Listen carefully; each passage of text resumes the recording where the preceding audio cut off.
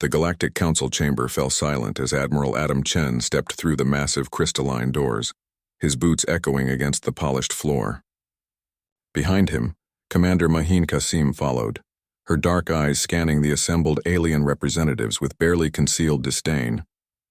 3 years had passed since humanity had walked away from this very chamber, and the memory still burned fresh in Adam's mind. He remembered the condescending cliques of the Vorthak delegates, the dismissive waves of the ethereal luminari, and the outright laughter from the insectoid hive queens when Earth had requested equal representation in the council. Humans, the lead Vorthak had sneered, his reptilian features twisting in amusement. A species barely 2 centuries into space travel, demanding a seat among civilizations that have ruled the stars for millennia. How quaint. Now, as Adam stood before the same assembly, he noticed how different their expressions were.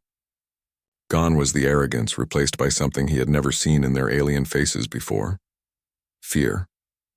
High Chancellor Zexathara, the ancient luminary who presided over the council, floated forward on his energy platform. His usually radiant form seemed dimmer somehow, less confident. "Admiral Chen," he began, his voice carrying the harmonic frequencies that marked his species. "We welcome you back to the Galactic Council chambers." Mahin stepped forward, her hand resting casually on the plasma sidearm at her hip, a gesture not lost on the assembled delegates. 3 years ago," she said, her voice cutting through the chamber like a blade, "you told us humanity wasn't ready for the galactic stage. You said we were too young, too primitive, too emotional." Adam smiled coldly. "You were right about one thing. We were emotional. Specifically, we were angry." The holographic display in the center of the chamber flickered to life, showing the outer rim of the solar system. There, arranged in perfect formation, were exactly 1,000 human warships. The design was unlike anything the galaxy had ever seen. Sleek, predatory vessels that seemed to absorb light rather than reflect it. A collective gasp rippled through the assembly. The Hive Queen who had laughed at humanity's request 3 years ago now chittered nervously, her compound eyes fixed on the display. "Impossible," whispered Ambassador Veltar of the Korthani Empire. "Our intelligence networks detected no massive shipbuilding programs. No industrial expansion. How did you—" "That's the thing about humans," Adam interrupted, his voice steady and calm. "We don't just build bigger. We build smarter."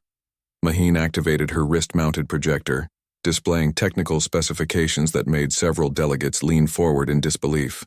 "While you were busy maintaining your ancient technologies and fighting your territorial squabbles, we went home and got creative. These ships don't just carry weapons, they are weapons. Each vessel is equipped with AI systems that make your best tactical computers look like children's toys." The room erupted in worried murmurs. The Galactic Council had maintained power for 10,000 years through technological superiority and established naval doctrine. The idea that a species they had dismissed could leapfrog their military capabilities in such a short time was unthinkable. "This is a violation of the non-aggression accords," screeched the Vorthak delegate, his scales shifting to a deeper shade of red. "You cannot simply appear at our borders with a battle fleet." Adam's smile never wavered. "Check your star charts, Delegate Siskar. We're not at your borders. We're at the edge of Sol System, our territory. You came to us, remember?" High Chancellor Zexthera's form pulsed with agitation. "What do you want, humans? What are your terms?" "Terms?" Mahin laughed, a sound that somehow managed to be both melodious and terrifying. "We don't have terms. We have a statement." She gestured to the holographic display, which now showed detailed scans of every major military installation within 50 light-years of Earth. The precision of the intelligence was staggering, down to individual guard rotations and supply schedules.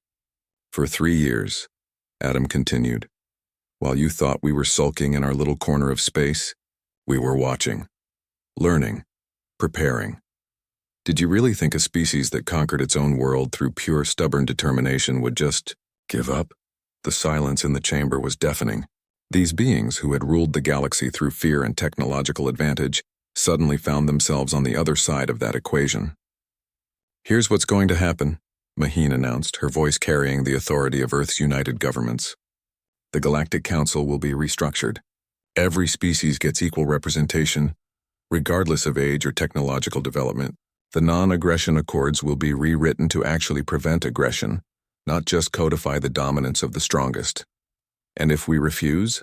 The Hive Queen managed to ask, her voice barely above a whisper. Adam's expression grew serious.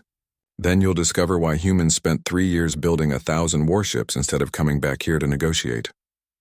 The holographic display shifted one final time, showing the Earth fleet beginning to move, not toward the Council worlds but into perfect defensive positions around human colonies and trade routes. The message was clear. Humanity wasn't interested in conquest. They were interested in respect. High Chancellor Zexathara dimmed further, his ancient pride warring with the reality before him. After a moment that felt like eternity, he spoke. The Council will consider your proposals. No, Maheen said firmly. The Council will vote on them. Today. Here. Now. As the various delegates began to frantically communicate with their home governments, Adam allowed himself a moment of satisfaction. 3 years ago, they had walked away from this chamber as supplicants. Today they had returned as equals. The vote, when it came, was unanimous. Humanity had earned its place among the stars, not through conquest or subjugation, but through the simple, terrifying demonstration that they would never again accept being dismissed or underestimated. The galaxy would never be the same,